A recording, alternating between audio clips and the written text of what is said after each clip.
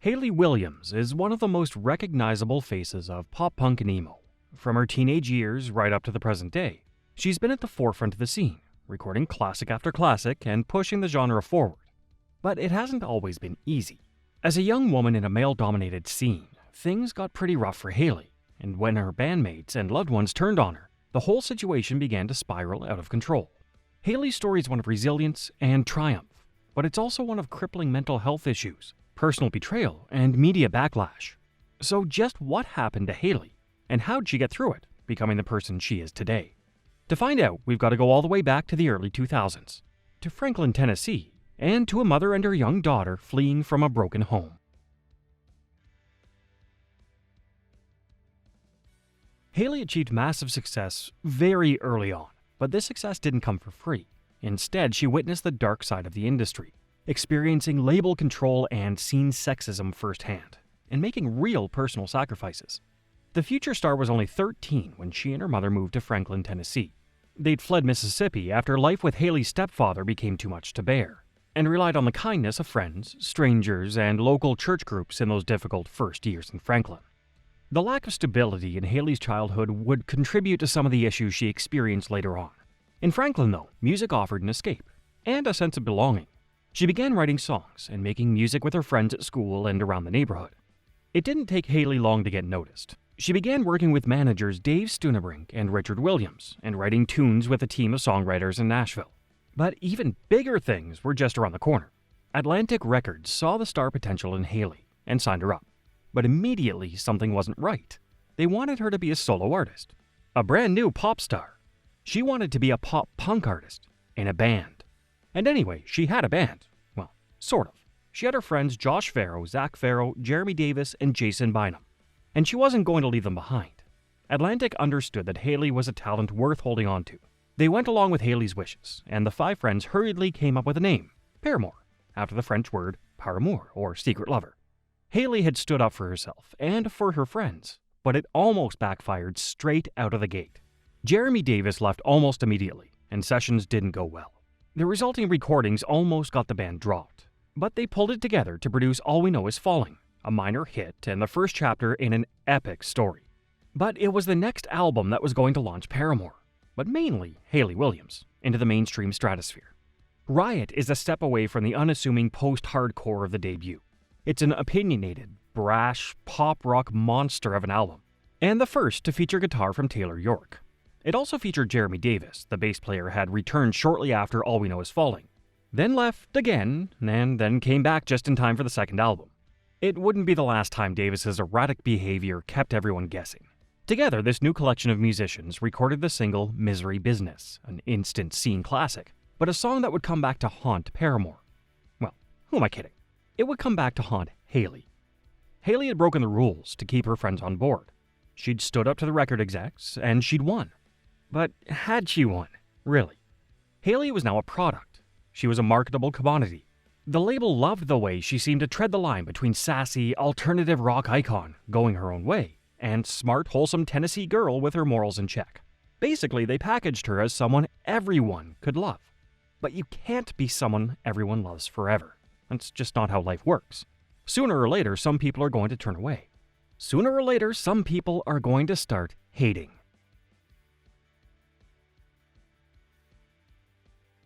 There's a good chance Hayley knew this hate was going to come from somewhere. She might have been young, still only 18 when Riot came out, but she wasn't naive, and she definitely wasn't stupid.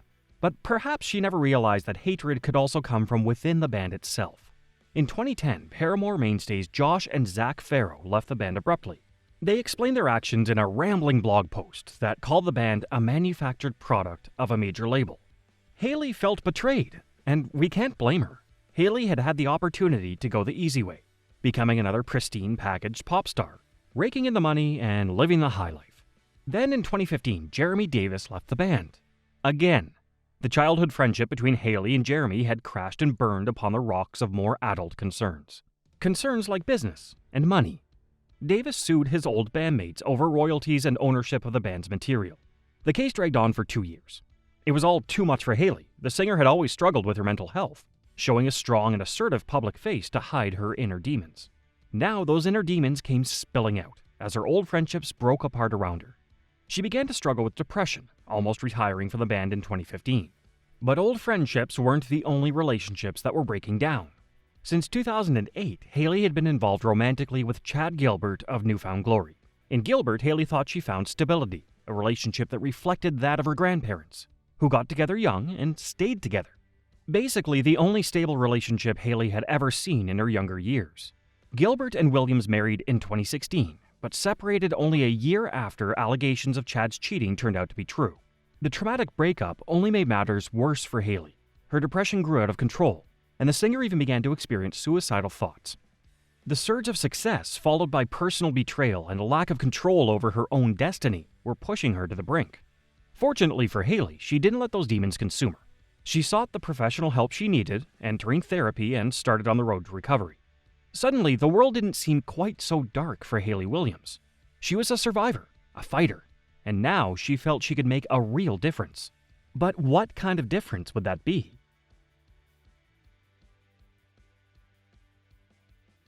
Part of what made Hayley Williams so marketable was her personality, the fact she spoke her mind, a real punk icon. But when she actually did speak her mind, the reaction wasn't so great. It turned out people didn't necessarily want the truth. They wanted a filtered version of the truth, a convenient version of the truth. First of all, she started to share stories of what life had been like in the early days of the band, and the stories were pretty damn horrible. "We toured with a band and we were on their bus and one of their friends said something about my pussy in front of me," Hayley recalled in an interview in 2020. "I was literally 16, about to turn 17. Everyone was laughing.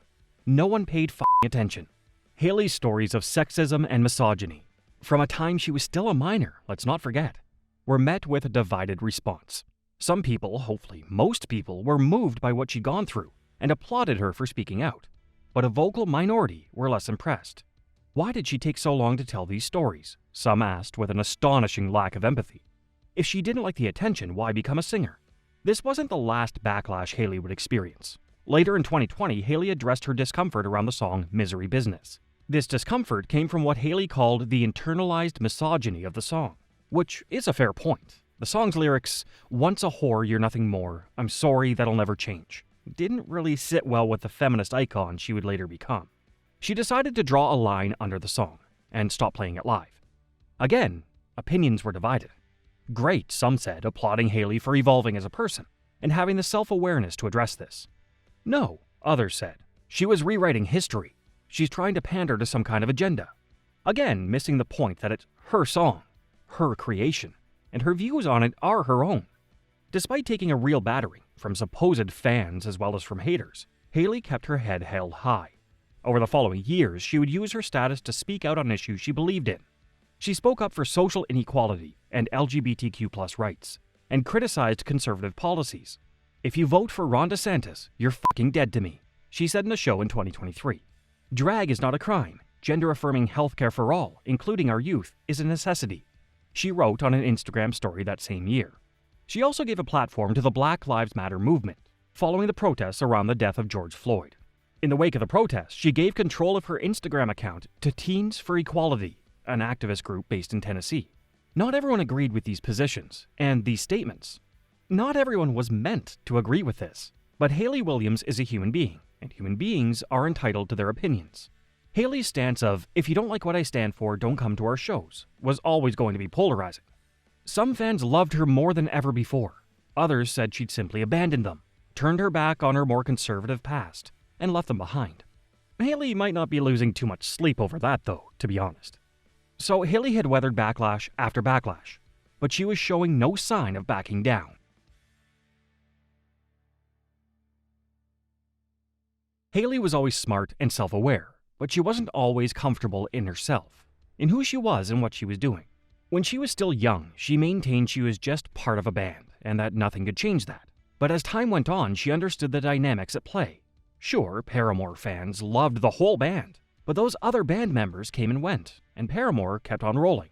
If Hayley Williams left the band, then Paramore would cease. Hayley Williams might not have been Paramore totally, but she was the driving force in Paramore. Following the album After Laughter in 2017, Hayley explored the solo side of things. She released 2 solo records and fulfilled the role the record labels have always wanted her to do. First came Petals for Armor. As Paramore went on hiatus after the After Laughter tour, Hayley found herself with a whole load of things to say, and no creative outlet to get those words out there. So she started writing. The resulting album is heavier on the pop than the punk side of things, with a strong helping of indie rock. Hayley even drifts into Alanis Morissette territory on some of the tracks, like lead single Simmer. The album sold well, and it was a critical success. But now COVID-19 was bringing everything to a halt. Hayley couldn't tour her latest record, but she could write a brand new collection of songs. Hayley went a little deeper and darker on her second solo album, Flowers for Vases, Descansos, released in 2021. The subject matter here is grief and depression, but it's filtered through the additional layers of isolation and confusion brought on by the COVID-19 pandemic. The record didn't quite tear up the charts in the same way Petals for Armor had, but it was well received by critics. Also, it was a real solo record. As Hayley was basically isolated in her studio, she wrote every word, composed every note, and played every instrument herself. Was this it? Had Hayley evolved into a solo artist for good? No. As the pandemic began to ease and the restrictions were lifted, Hayley found herself back with her old band. Going solo had been fun and interesting, but isolating herself from the world had given her a new perspective on life, music, and friendship. Hayley understood that Paramore was where she needed to be. Making music with her old friends, Taylor York and Zach Farrow, brought out the best in Hayley. Not quite a solo artist, but not really just another one of the guys either. This status seemed to fit the star just fine. When This Is Why was released in 2023, it showed the world exactly what they'd been missing. It's perhaps Paramore's most critically acclaimed album to date. And it's packed with songs built around Hayley's star appeal, but with the musical inventiveness and creative spirit provided by two talented musicians alongside her, and two real Paramore veterans. So what does this mean for her fans, and for the future of Paramore? Well, I think the future looks positive. There will be more great music, and there will be more evolution and growth from the band's iconic frontwoman. But if you think that means compromising on her beliefs, or refusing to take a stand on issues she cares about, I wouldn't bet on that.